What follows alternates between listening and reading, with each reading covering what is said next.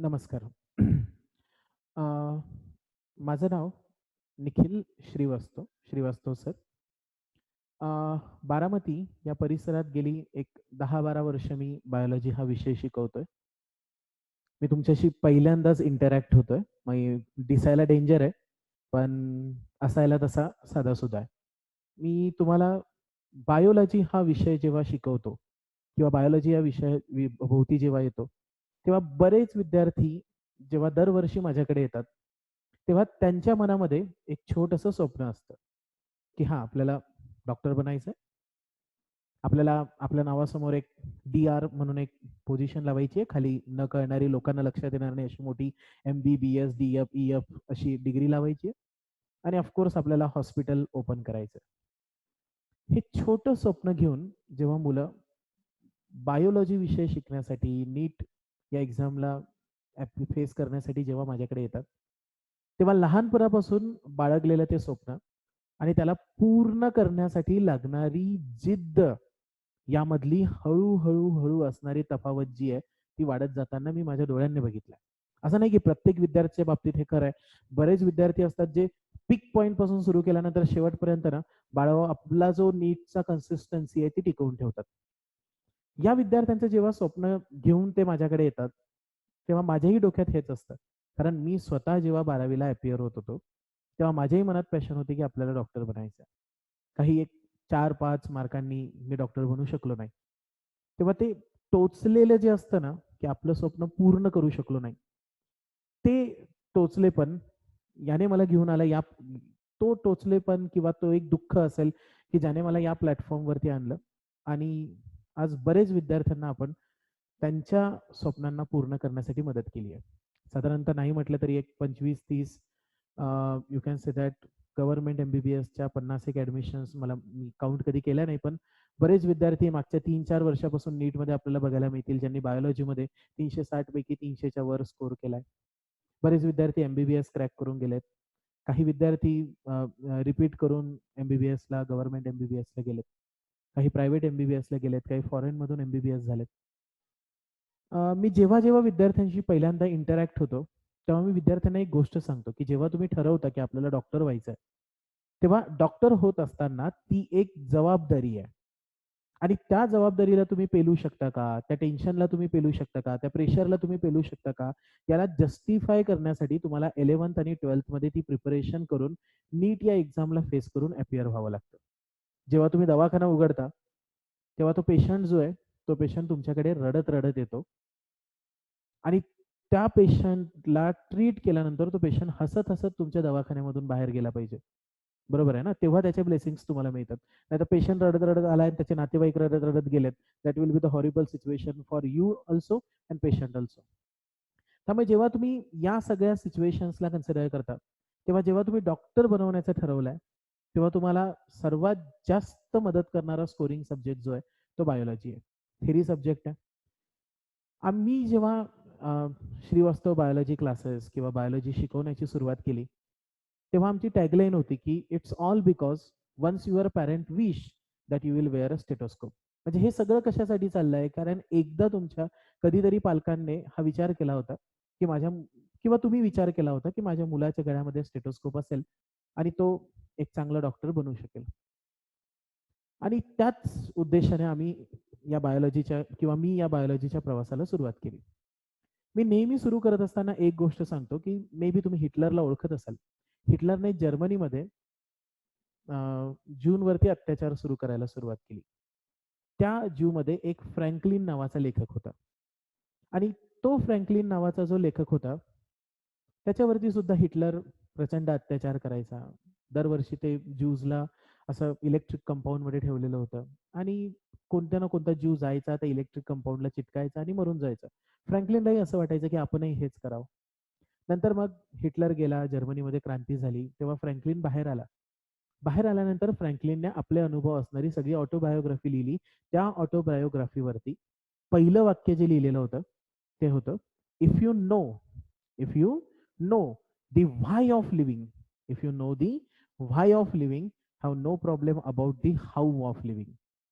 तुम्हाला का जगायचं आहे, हे जर माहीत असेल, तर तुम्हाला कसं जगायचं आहे याची चिंता राहत नाही.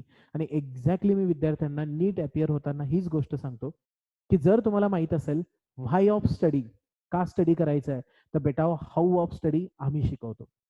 आम्ही तुम्हाला समजावून सांगतो, की ह्या सगळ्या एक्झाम्स कशा क्रॅक करायच्या आहे. तुम्ही ठरवा. आरशामध्ये स्वतःला उभे राहा आणि स्वतःला ऑब्झर्व्ह करा, की मी कसा दिसणार आहे. मी डॉक्टर झाल्यावर कसा दिसेल, मी इंजिनियर, मला काय बनायचं आहे, माझ्या डोळ्यात काय स्वप्न आहे. ते व्हाय ऑफ स्टडी तुम्ही डिसाईड करा. हाऊ ऑफ स्टडी आम्ही डिसाईड करू. ते आम्ही तुम्हाला सांगू, की या मार्गावरती कसं जायचं आहे. तिकडून तुम्ही ती ग्रेट पोएट ची एक कविता होती बघा. त्या कवितेमध्ये जेव्हा हे सैनिक लढायला निघाले, तेव्हा त्यांना लक्षात आलं, माहिती एवढंच माहिती होतं, की तिकडून काही 500 सैनिक येणार आहे. आणि जेव्हा ते ॲक्चुअल रणांगणात गेले, तेव्हा त्यांना लक्षात आलं, की समोरून 5,000 सैनिक येत आहेत आणि हे तर फक्त 200 सैनिक होते. तेव्हा त्यांच्या सेनापतीने सांगितलं होतं, की "you are not supposed to ask why. You are not supposed to ask why. You have to do or you have to die." तुम्हाला हे विचारायचं नाहीये, की हे का करायचं आहे. ते करायचं आहे तर करायचं आहे. स्वप्नांच्या मागे जर लागला असाल, स्वप्न पूर्ण करायचं असेल, तर तुम्हाला या सगळ्या गोष्टींना फेस करावंच लागेल. मग एवढं कठीण आहे का? 11वी-12वी एवढं कठीण आहे का? अजिबात नाही. 11वी-12वी कठीण नाही. कोणताही सिलेबस कठीण नाही. बऱ्याच विद्यार्थ्यांच्या मनात कॉम्पिटिटिव्ह एक्झामचा बाऊ असतो, की नीट करायची, एन-सी-आर-टीचा सिलेबस आहे. जेईला एन-सी-आर-टीपेक्षा टफ सिलेबस आहे. अजिबात नाही. सिलेबस हा सोपा आहे. फक्त एवढंच आहे, की तुम्हाला त्या मार्गावरती अभ्यास करत असताना एक कन्सिस्टन्सी ठेवावी लागेल. आता मला एक गोष्ट सांगा, की समजा तुम्ही असं ठरवलं असेल, की आपल्याला डॉक्टरमध्ये करियर करायचं आहे किंवा मेडिकल फील्डमध्ये करियर करायचं आहे. तर ज्या एंट्रन्स एक्झामिनेशन्स तुम्हाला फॉलो कराव्या लागतात, त्या एंट्रन्स एक्झामिनेशनमध्ये पहिली एक्झाम्पल कोणती येते? नीट, नॅशनल एलिजिबिलिटी एंट्रन्स टेस्ट. दुसरी एक्झाम कन्सिडर करत असाल, तर ती एक्झाम येते MST CET. मी फक्त बायोलॉजी किंवा PCB ग्रुप विषयी थोडंसं डिस्कस करतो. आता समजा तुमचा 11वी आणि 12वीला PCB ग्रुप असेल आणि तुम्ही नीट एक्झामसाठी अपियर होताय. तर नीट एक्झाममध्ये तुम्हाला फिजिक्स, केमिस्ट्री आणि बायोलॉजी हे 3 सब्जेक्ट असतील. फिजिक्सला कन्सिडर करत असाल, तर फिजिक्सकडे जेव्हा तुम्ही येता, तेव्हा तुम्हाला फिजिक्सचे 45 MCQs दिले जातील. क्वेश्चन पेपर जेव्हा सेट होतो, तेव्हा NCERTच्या पूर्ण सिलेबसमध्ये फिजिक्सचे 45, केमिस्ट्रीचे 45 आणि बायोलॉजीचे 90 क्वेश्चन्स असतात. आणि प्रत्येक MCQला कन्सिडर करत असाल, तर प्रत्येक MCQला 4 मार्क्स असतात. म्हणजे एक MCQ जर तुमचा बरोबर आला, तर तुम्हाला 4 मार्क्स मिळतील. पण एक MCQ चुकला, तर टोटल स्कोर मधून तुमचे -1 होतील. ही निगेटिव्ह मार्किंग नीटमध्ये. मग टोटल पेपर जर कन्सिडर केला, तर टोटल स्कोरिंग होते 720. यामध्ये बायोचे 360 आणि फिजिक्स आणि केमिस्ट्रीचे 360. आता या 720 मध्ये जर मला गव्हर्नमेंट MBBS ला जायचं असेल, गव्हर्नमेंट MBBS ला जायचं असेल, तर you should score more than 550 और मोर दॅन 600 मार्क्स.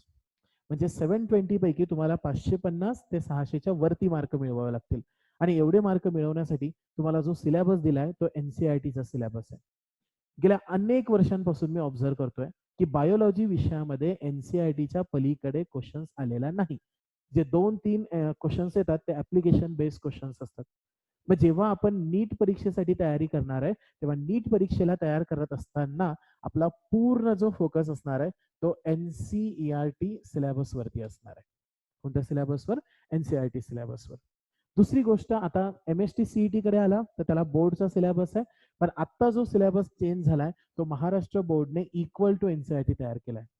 म्हणजे याचा अर्थ असा, की तुम्ही जर नीटला प्रिपेअर करत असाल, तर त्याच वेळेस बाळाहो तुमची ती तयारी कशासाठी होऊन जाईल? MST CET साठी. आता एक गोष्ट आहे, की जेव्हा आपण बायोलॉजी या विषयाला सुरुवात करणार आहे, तेव्हा बायोलॉजीला सुरुवात करत असताना एक गोष्ट आहे, की 11th NCERT कडे आला आणि 12th NCERT कडे जर आला, तर 11th NCERT चे टोटल 22 टॉपिक्स आहेत. म्हणजे 22 टॉपिक्स छोटे छोटे आहेत. आणि 12thला कन्सिडर करत असाल, तर 12चे 16 टॉपिक आहे. असे total number of topics in biology are 38. आणि यांना युनिट वाईज डिवाइड केलाय. फॉर एक्झाम्पल, 11वीच्या पहिल्या युनिटकडे आला, तर पहिला युनिट जो आहे तो डायव्हर्सिटी आहे, ज्यामध्ये नीटमध्ये बरेच प्रश्न येतात. सेकंड युनिट कन्सिडर करत असाल, तर सेकंड युनिट जो आहे तो प्लांट फिजिओलॉजीशी रिलेटेड आहे. Plant physiology. थर्ड युनिट जो आहे तो सेल या पर्टिक्युलर टॉपिकशी रिलेटेड आहे, की सेल फिजिओलॉजी कशी असते आणि सेल डिव्हिजन कशी होते. त्याच्यानंतर टॉपिक्सला कन्सिडर करत असाल तर पर्टिक्युलर जे टॉपिक्स आहेत ते यू कॅन कन्सिडर दॅट की ह्युमन फिजिओलॉजी किंवा ह्युमन अॅनाटॉमी सोबत डील करतात, ह्युमन फिजिओलॉजी. त्याच्यानंतर कन्सिडर करत असाल तर काही टॉपिक्स जे आहेत ते जेनेटिक्स म्हणजे जीन्स कसे असतात त्या पर्टिक्युलर टॉपिक सोबत डील करतात. काही पर्टिक्युलर टॉपिक कन्सिडर करत असाल तर सम टॉपिक जे आहेत ते रिप्रोडक्टिव्ह आस्पेक्ट सोबत डील करतात. सम टॉपिक कन्सिडर करत असाल तर advance research for example biotechnology सोबत डील करतात. आणि काही टॉपिक जे आहेत ते एन्व्हायरमेंटल सायन्सेस सोबत डील करतात. या सगळ्या टॉपिक्सला डिटेलमध्ये शिकण्याची तयारी आपण सगळे करणार आहे. बायोलॉजी शिकत असताना तुम्हाला NCERTने आम्ही तयार केलेले मॉड्यूल्स पूर्ण मिळतील, त्यातून तयारी होईल. बायोलॉजी हा विषय मुळातच थेरी सब्जेक्ट आहे. त्यामध्ये लॉट्स ऑफ एक्झाम्पल्स आहेत. त्यामध्ये कन्सिडर करत असाल तर कंटेंट ऑफ थेरी आहे. पण या एक्झाम्पल्सला, या कंटेंटला सोप्या भाषेत कसं लक्षात ठेवायचे याचेही ट्रिक्स आपण बऱ्याच डेव्हलप केले आहेत. मग डायव्हर्सिटी सारखा ॲनिमल डायव्हर्सिटी असेल, ॲनिमल किंगडम असेल, प्लॅन्ट किंगडम असेल, त्याचे एक्झाम्पल्स असतील. ह्युमन फिजिओलॉजीचे डिफरंट मेकॅनिझम डेप्थमध्ये लर्न करणं असेल, ते एकदम सोप्या भाषेत बाळाहो आपण इथून पुढे शिकणार आहे. त्यामुळे मी तुम्हाला एक गोष्ट सांगतो की जेव्हा जेव्हा तुम्ही तयारीला सुरुवात कराल तेव्हा ती तयारी करत असताना ती स्टेप बाय स्टेप आपण तयारी करू. आता एक सिच्युएशन आहे बरं का की या कोविडच्या सिच्युएशन्समुळे सगळं अनसर्टनिटी बरीच वाढली आहे. पण एक गोष्ट तर शुअर सांगतो की तुमची नीट होणार आहे. तुम्हाला नीट एक्झाम फेस करावी लागणार आहे. तुम्हाला अभ्यास करावाच लागणार आहे, त्याला पर्याय नाही. मग एक काम करू ना, हा जो टाइम आहे, जो टाइम आपल्याला मिळतोय तो टाइम आपण इन्व्हेस्ट करूया फॉर अवर प्रिपरेशन. आणि त्यातून जी प्रिपरेशन होईल ती स्टेप बाय स्टेप प्रिपरेशन करूया. आणि त्यामुळे मी आणि माझ्या कलिग्सने, कदम सरांनी असं मिळून ठरवलंय की छोटे 10-10, 15-15 मिनिटांचे व्हिडिओज तयार करायचे सब्जेक्टच्या कन्सेप्ट्सवरती.